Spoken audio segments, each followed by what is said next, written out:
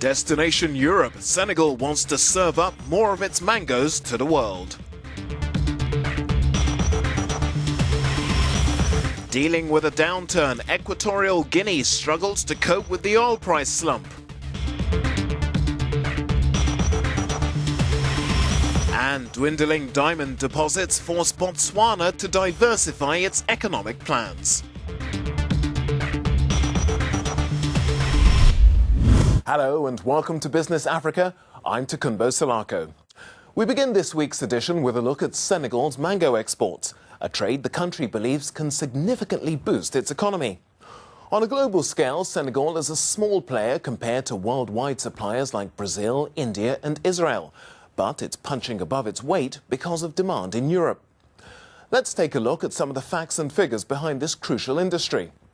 The overwhelming majority of Senegal's mango trade is with Europe, a business boosted by the country's unique seasonal export window, which, unlike its ECOWAS counterparts, runs from May to October.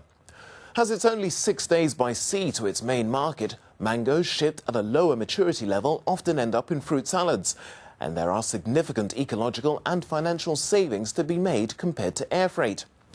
What's more, the increasing popularity of organic and fair trade foods in Europe is seen as a big plus, as more conscious consumers look for better taste, smell and flavour in their foods.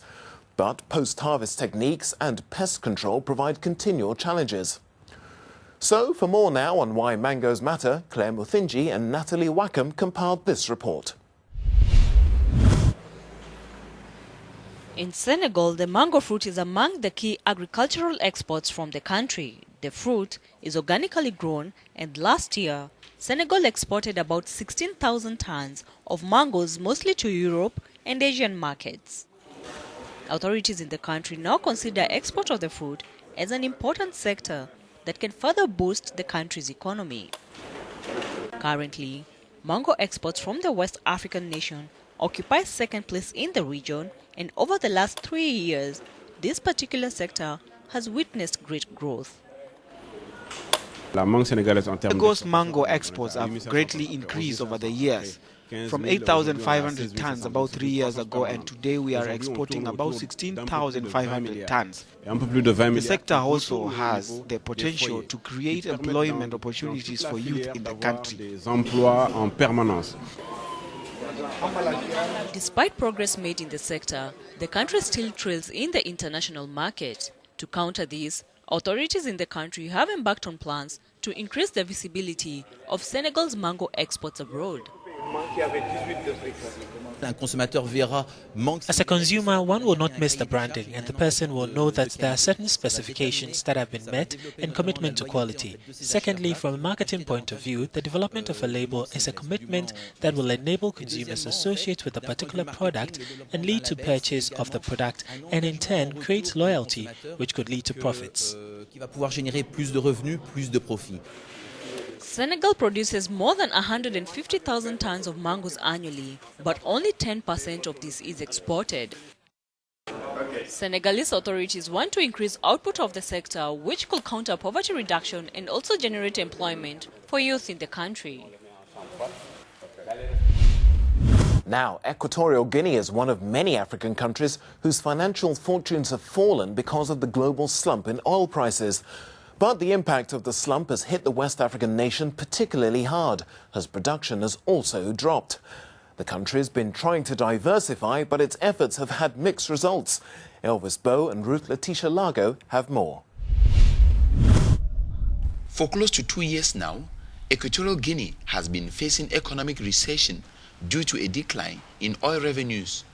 The country had hoped to receive about $100 million from each million barrel of petrol exported.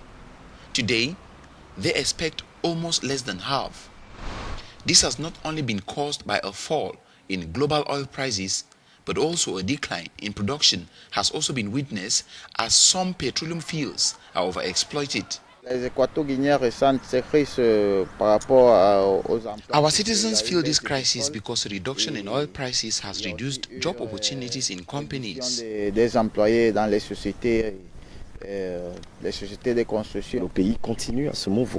country is struggling to evolve. The negative impact is faced by private companies. The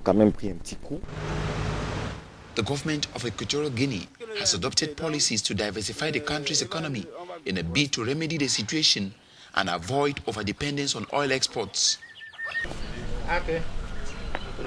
When the crisis started due to the reduction in oil prices, immediate measures were taken. Agriculture will help our country not to feel the negative impact. Government officials have urged citizens to exploit opportunities in business creation, which will help them curb unemployment. Botswana could be considered one of the brightest jewels in Africa's crown. Since gaining independence in 1966, it's radically transformed from one of the world's poorest nations to a middle-income economy country where growth averaged at an amazing 9% over 3 decades. Its riches have mainly come from diamonds, and it also boasts the continent's longest continuous multi-party democracy, which has undoubtedly helped it develop one of Africa's most advanced banking systems. It's widely held as an example of how mining wealth can benefit a whole nation. But it's blighted by drought as well as high costs for power and water. And now, with diamond production expected to dry up within the next 20 or 30 years, Botswana is looking to diversify through tourism, agriculture and technology. Michael Oduo and Brice Kinhu have this report. Botswana has experienced good levels of economic growth. This is mainly due to a growing mining industry that includes diamond, copper and nickel. The overall economic growth of Botswana is very visible, especially in the city of Gaborone.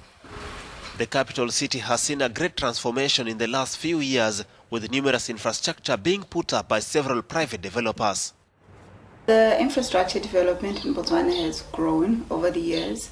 If you look at it, probably even in comparison to the other countries, like probably in Southern Africa, there's actually, you can see a huge difference in that our towns and our cities had a huge facelift. The last 5 years have been prolific, especially for the capital. This year, attention is being drawn to the technological park, which should be ready by June. The initiative is to support innovative technologies for national development. It also aims to strengthen the capabilities of Botswana's technology. The Botswana Innovation Hub is located near the Sub-Saharan International Airport. It comprises a 93-hectare site. 57 hectares of this is fully serviced. As of 2016, we are proceeding, we are confident that we'll be able to open the first phase of the building infrastructure, about 24,000 square meters, which comprises of specialized facilities, auditoriums, meeting rooms. According to IMF, Botswana has been among the world's fastest growing economies over the past 40 years. Botswana is about to adopt a sustainable development approach that will enable the country properly use of its natural endowment to drive economic activities in a way that improves human welfare. And that report on Botswana brings to an end this edition of Business Africa. Thank you for joining us. Please share your thoughts on our social media sites, and of course there's always more on Africanews.com. See you next week.